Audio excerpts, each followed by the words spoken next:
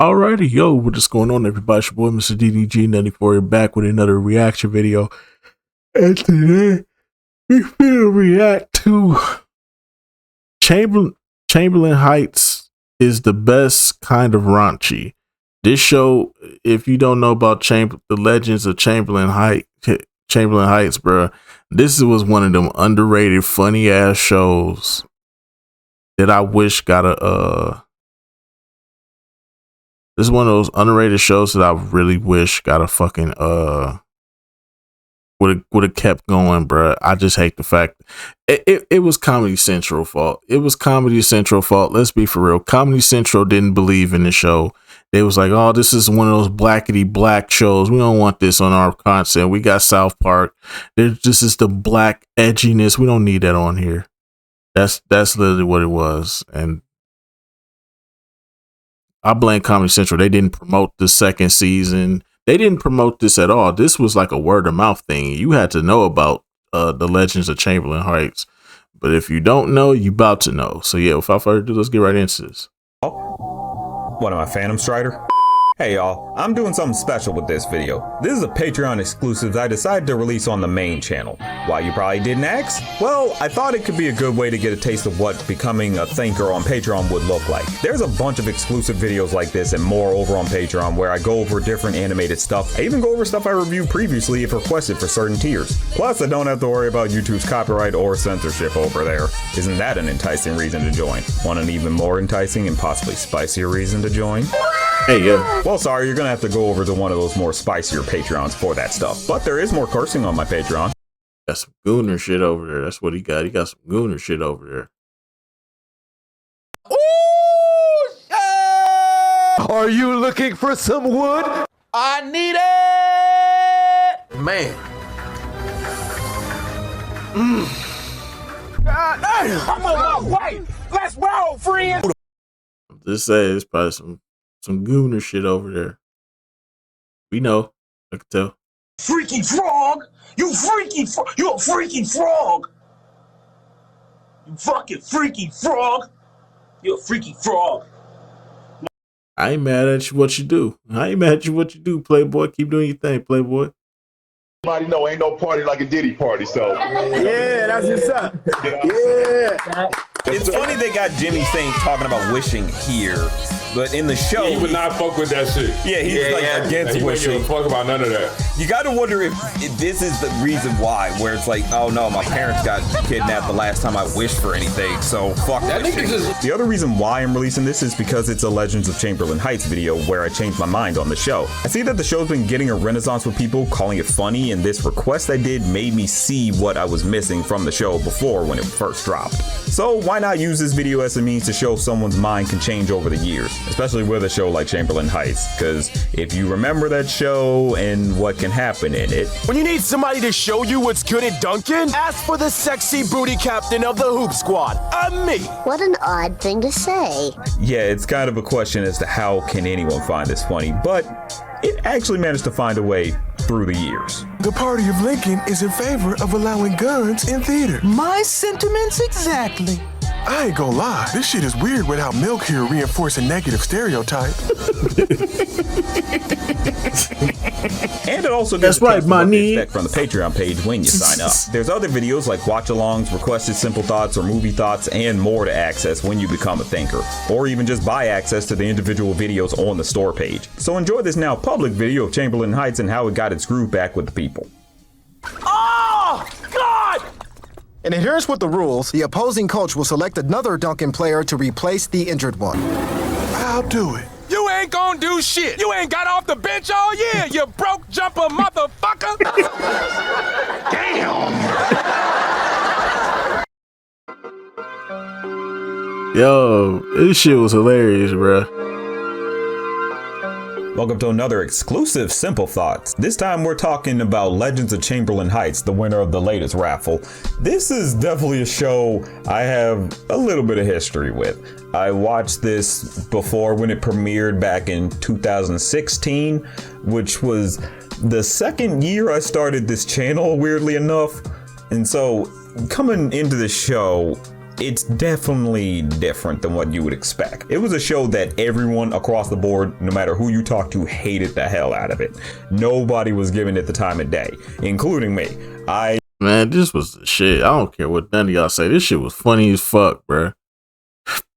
Cause it was written by a couple of people that worked on the Boondocks.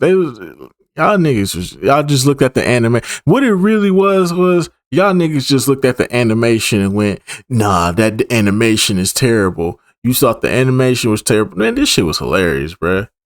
Shit was hilarious, bruh. I stand on that, bruh. This shit was hilarious, bruh. Shit 10 times better than what's that bullshit that I used to get on like back in 2024? What's that bullshit? The Good Times. Yeah, that Good Times shit. 10 times better than that. 100 times better than that. This shit was hilarious, bruh. I hated looking at it. I hated the stereotypes it was pushing. I didn't like the characters. And the same thing was... The only episode I didn't fuck with was that Tupac episode. That Tupac episode made me mad. I couldn't watch that one. Being said across the board. You know, there was no one about to come out and defend this show. Everyone thought it was racist. Everyone thought it was just dumb, stupid. It was just basically drawn together, but now with black people at the helm. Come on, man. Those is reserved for the physically unfortunate. We can't sit there. Yeah, how you gonna talk your way into that? My mom said we sitting there. I took the bus here. It really wasn't something most people were trying to talk about. Or pretty much it came and went pretty fast. Like everyone hated it for a few seconds and then it was gone. It had 15 minutes in for me. It's weird because I've had some people tell me it's actually kind of good. My friend Worst Taj and even Toonrific Tariq, the one who made this request for the show, actually ended up recommending this show and saying it's good. It actually holds up. It actually has some good jokes, you know? And so I went in thinking, maybe my mind will be changed. Maybe I was wilding a little bit back then. And after watching it again, yeah, I was wilding back then. They going on sale in 3, 2, 1. Shit, they sold out. I got this. Let's go to that black search engine, Yoo-Hoo. That's where I get all my flavor sunflower seeds. Shit.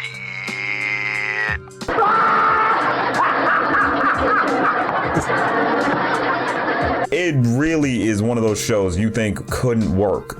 You know, it's dumb as hell, it's raunchy, it does nothing but push some stereotypes, but the funny thing is, it does have effort put into it. It may not look like it has effort, but there's effort. There's just something about the main trio is Grover, Jamal, and Milk. 2 black high schoolers and 1 white high schooler who thinks he's black for some reason. It's that type of stereotype. Their friendship is pretty much these kids who want to become legends in their neighborhood, basketball legends to be specific. It's basically all about them getting their game up in basketball in their high school. You know, they want to be popular. They want girls to pay attention to them. They want the fame, the fortune. But it's a whole thing of they're just not very good. They're usually benched all the time, and so they never get to prove themselves. You see them go on a bunch of crazy hijinks to try to prove themselves as legends in their neighborhood or in their school. And it's not a bad setup. It's something that you can actually have a bit of fun with. You really can have some fun with this, and they do. But to be fair, to warn you, it does live up to that very horrible stereotypical raunchiness that you would think it does. There is a lot of jokes in here that's like, oh, that's in poor taste. There's just like episode 3 of season 1 is literally about a girl named Isis who is an exchange student, and the whole entire plot line revolves around Grover and Jamal just trying to get nude pics of her. That's poop. It's as wrong as you think it could be. It is not a show for everyone. I cannot say, yeah, you should go watch it, because holy crap, no. But there's definitely something here to the show that's interesting. This is a show that is not afraid to actually talk some shit about real stuff. It actually wanted to say something about Obama's term, or more or less, it wanted to have something to say. Like Grover's little brother, he's basically a Hotep type who tries to look more into consciousness and being aware of what the government is doing to the black community and everything. But he's someone who, you know, actually speaks real shit. They use him as a real vehicle to speak about real issues going on. And it's not too much of just full on dumb conspiracies. Not to say there aren't a few sprinklings here and there, because he is a kid and some things he just isn't supposed to understand. But they have him point out the fact that it's like, hey, you fought in those wars and you ain't really help us out like we thought you would. You know, they point out the fact that it's like politicians come to us all the time, talk to us and talk nice to us and say they're going to help us. And then when they get into office, they do nothing. They don't, that's not really a joke they leave it on. I mean, sometimes you have like his idiot brother doesn't pay attention, or his idiot brothers, because Grover also has an older brother who's just smokes all day. Like he's basically useless. So, but the thing is, it's interesting because Grover looks up to his older brother, you know, because his brother used to be a legend in the high school that Grover's going to now. It's interesting to see, it's like, oh, he became a legend in his school, but he peaked in high school, and Grover's looking up to a guy like that who doesn't have any prospects. He has no real anything going for him. He just gets high and plays Madden or GTA or something all day. That's it. You're getting a fun dynamic where they play around with this idea that maybe you shouldn't be looking up to a guy like that. They don't leave it to just, oh, your brother sucks. They do try to play his brother can try and become better in some places, though. It's like, yeah, just put in some effort. Though they do hit you with the status quo as God with this show. Sometimes it's like they do feel like they're moving up or they're learning something, but most of the time it's like nothing changes for real.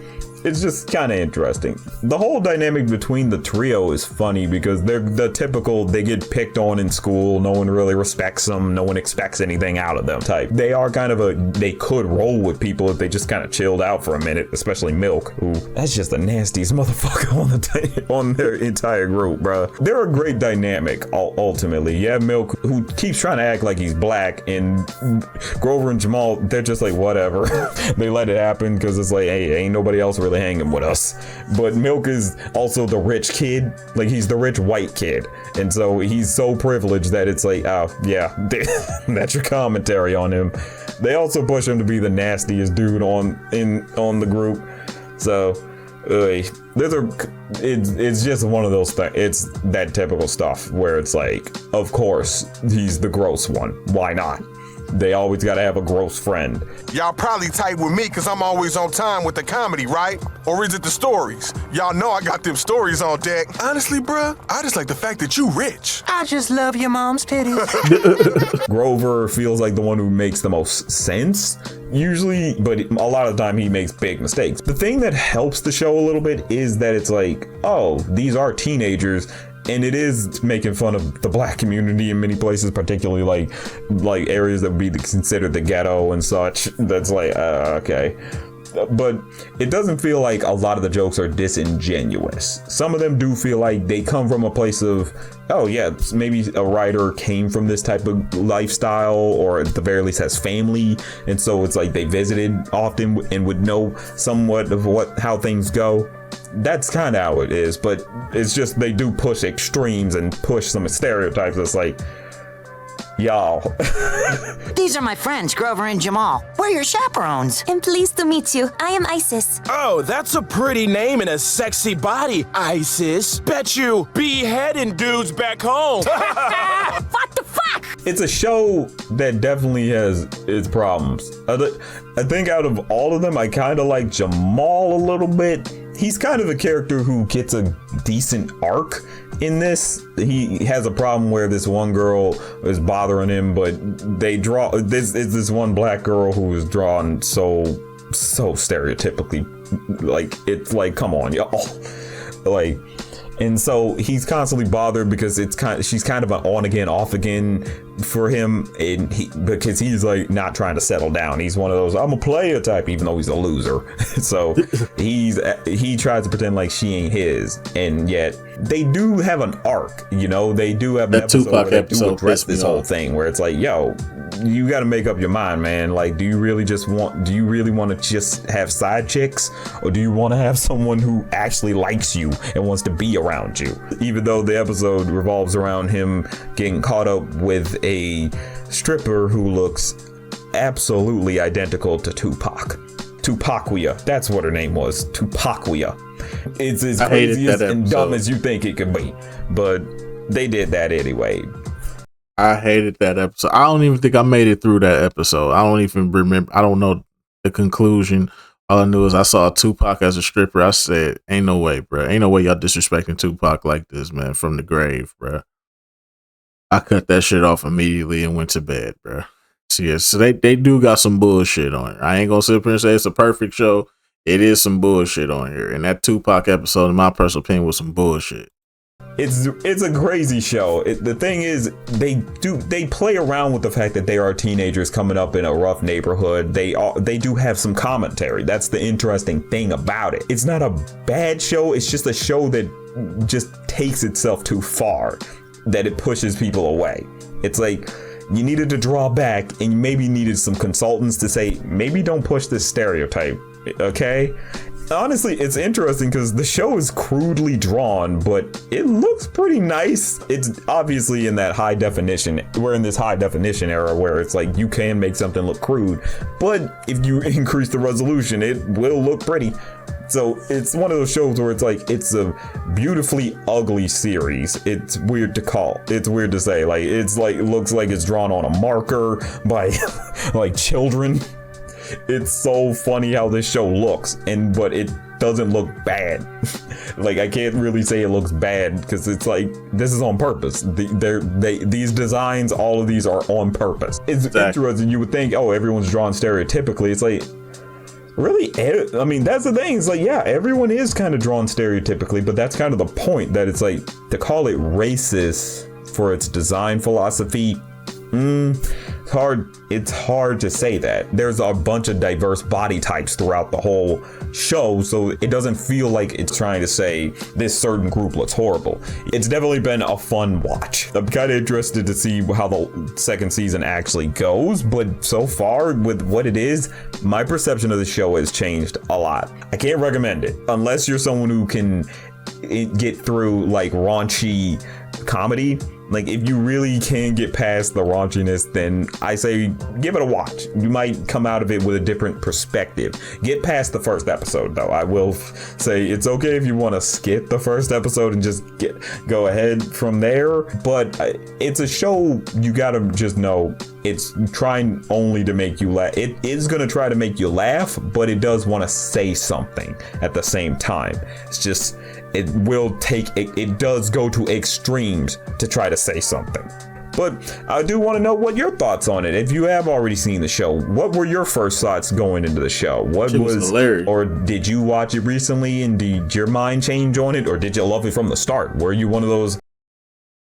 That shit was hilarious. My first time watching that shit, I remember they did a whole marathon of that shit on not Cartoon Network, Comedy Central.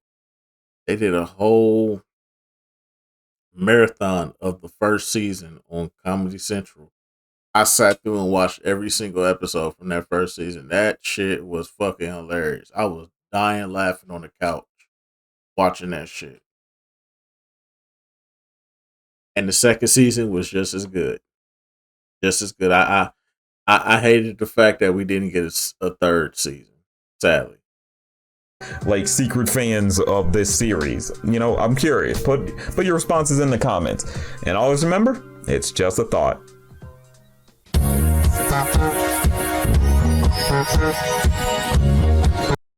Alrighty, man, that's just gonna about do it for this one, man. Most definitely, man. I understand that a lot of people may not like it because of the Rosses and the ratchetry, but like I said, it's not written by white people. It was written by a group of people from the Boondock series. They came in and made their own little spicy little cartoon. Just for shits and giggles. It was clearly a shits and giggles cartoon. It's basically like them just basically saying we just gonna do what the fuck we want to do, bruh. And I fuck with it. I fuck with it though, gang. I fuck with it though.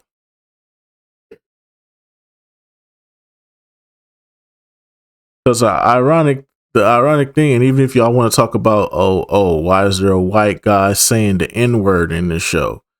Y'all do know that the white guy is voiced by a black guy, right?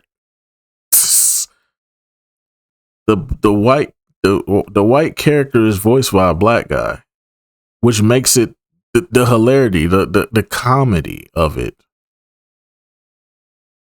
But I get it though.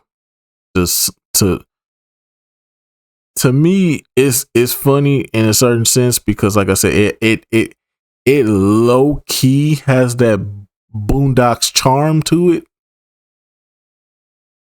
But I do understand why people will be like, why people will sit up here and look at that shit and be like, Fuck you. Oh, fuck you, fuck you. Fuck you, fuck you.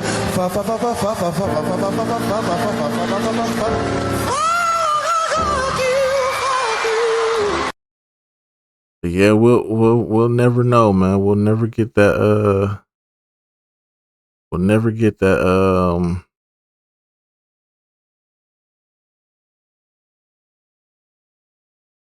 we'll never get that the third season, sadly.